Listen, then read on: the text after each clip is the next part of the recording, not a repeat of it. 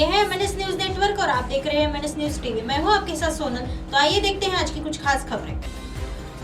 अमरावती नगर निगम का वडाली पार्क पिछले कोविड के बाद से बंद है, लेकिन पार्क में कपल्स की भीड़ लगी रहती है। यह खबर अमरावती से सामने आई है। नगर निगम की स्थापना 1983 में हुई थी। इससे पहले के इतिहास से पर नजर डालें तो राष्ट्रपिता महात्मा गांधी जी ने 1932 में जंगल सत्याग्रह के दौरान वडाली झील की यात्रा की थी। यात्रा के बाद से इस पार्क में 26 जनवरी और 15 अगस्त दिन ध्वजारोहण का कार्यक्रम होता है। इस पार्क के लिए नगर निगम ने कई बार वडाली झील की गाद निकालने की कोशिश की। सभी झीलें सूख जाती है, लेकिन वडाली झील कभी नहीं सूखती। तत्कालीन महापौर हरिभाऊ कलोटी जी का भी अमरावती में वडाली पार्क विकसित करने का सपना था और वह सपना सच हो गया। तब से इस पार्क में पर्यटकों की संख्या दिन ब दिन बढ़ती जा रही थी और पर्यटक पार्क का खूब लुत्फ उठा रहे थे। लेकिन वडाली का हरिभाऊ कलोटी जी ने उद्यान कोविड काल से बंद था, तब से यह पार्क बंद पड़ा है। यह पार्क नहीं बल्कि जंगल है। महाविकास आघाड़ी के दौरान तत्कालीन पालक मंत्री यशोमती ठाकुर और अमरावती की कलेक्टर पवनीत कौर ने भी इस उद्यान को लेकर समीक्षा बैठक की थी। महाविकास आघाड़ी के समय इस पार्क के लिए कुछ करोड़ रुपए भी दिए गए थे। नगर आयुक्त और कलेक्टर ने भी इस पार्क का निरीक्षण करने के बाद अकोला तालुका में इस पार्क का काम करने का आदेश दिया था। तभी तक काम अभी भी बंद है और देखा जाता है कि यह पार्क नहीं बल्कि जंगल है। इस पार्क के बंद होने की वजह से इस पार्क पर अपना कारोबार शुरू करने वालों को भूखमरी का सामना करना पड़ा है और पार्क बंद होने पर भी जोड़े छोटे बच्चे पार्क घूमने आते हैं। नगर निगम को इस पर ध्यान देना चाहिए और सरकार से जल्द इस पार्क को शुरू करने का अनुरोध करना चाहिए। नए आवास की कीमतें बढ़ेगी। यह खबर नागपुर शहर से सामने आई है, जहां एक और आवश्यक वस्तुओं और गैस के दाम बढ़ रहे, वहीं दूसरी ओर नए घर का सपना देखने वाले आम नागरिकों को जल्द ही अधिक कीमत चुकानी पड़ेगी। चूंकि राज्य में नया फायर सेफ्टी शुल्क लगाया जाएगा, इसका सीधा असर घर की कीमतों पर पड़ेगा। राज्य सरकार ने अग्नि सुरक्षा शुल्क में बदलाव का फैसला किया है।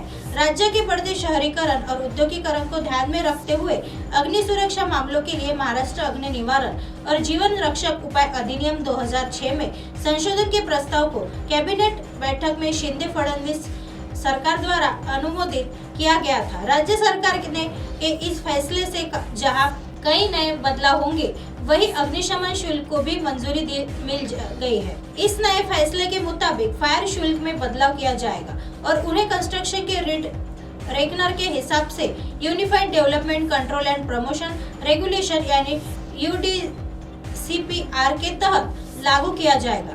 तदनुसार अग्नि संरचना शुल्कों को समेकित करके अनुसूची में 2 संशोधन करने की भी स्वीकृति दी गई है। इस नए फैसले का सीधा असर राज्य के बिल्डरों पर पड़ेगा। नतीजतन आवास की कीमतें बढ़ेगी। शहरों के वर्गीकरण के अनुसार अग्नि सुरक्षा शुल्क लगाया जाएगा। मुंबई, पुणे, नागपुर जैसे प्रमुख शहरों में शुल्क अलग अलग होंगे। साथ ही शुल्क निर्धारित करते समय संबंधित भवनों की ऊंचाई पर भी विचार किया जाता है। यह फीस बढ़ती मंजिल के हिसाब से बढ़ाई जाएगी। दर तय करते समय उस क्षेत्र के रेकनर को ध्यान में रखा जाता है। यह शुल्क डेवलपर से वसूल किया जाता था। इसके अनुसार डेवलपर घरों की कीमत में तय करता है। मंत्रालय के विश्वस्त सूत्रों ने संभावना जताई है कि घरों की कीमत और बढ़ेगी। अनिल देशमुख जी ने किया नागपुर का दौरा। यह खबर नागपुर से सामने आई है। राज्य के पूर्व गृह मंत्री अनिल देशमुख ने जेल से रिहा होने के बाद 15 महीने में पहली बार शनिवार को अपने गृह नगर नागपुर का दौरा किया और आरोप लगाया कि एक ही उन्हें झूठे मामले में फंसाया गया। राकांपा नेता देशमुख जमानत पर है और नागपुर हवाई अड्डा पहुंचने पर पार्टी कार्यकर्ताओं ने उनका जोरदार स्वागत किया। उन्होंने इसके बाद संवाददाता सम्मेलन में कहा, मुझ पर 100 करोड़ रुपए धन शोधन का आरोप है, लेकिन आरोप पत्र में यह राशि 1.71 करोड़ रुपए बताई गई है। जांच एजेंसी 1.71 करोड़ रुपए के भी साक्ष्य पेश करने में नाकाम रही। देशमुख ने दावा किया कि उच्च न्यायालय ने पाया कि केंद्रीय अन्वेषण ब्यूरो CBI और प्रवर्तन निदेशालय ED द्वारा उनके खिलाफ दर्ज मामले में कोई दम नहीं है। उन्होंने कहा कि मुंबई पुलिस के पूर्व आयुक्त परमवीर सिंह ने भी देशमुख के खिलाफ भ्रष्टाचार के आरोप लगाए थे, लेकिन वह आरोपों की जांच के लिए गठित चंदीवाल आयोग के समक्ष पेश नहीं हुए। अब आप हमारे चैनल को आपके मोबाइल पर भी देख सकते हैं। मोबाइल ऐप पर देखने के लिए प्ले स्टोर से MNS news TV apps download करें। इंस्टा, ट्विटर, हाईकुक, फेसबुक और कई सोशल मीडिया के प्लेटफॉर्म पर हमारा चैनल उपलब्ध है। आप इसे यूट्यूब पर भी देख सकते हैं। आप हमारे चैनल को लाइव भी देख सकते हैं www.mnsnewstv.com पर।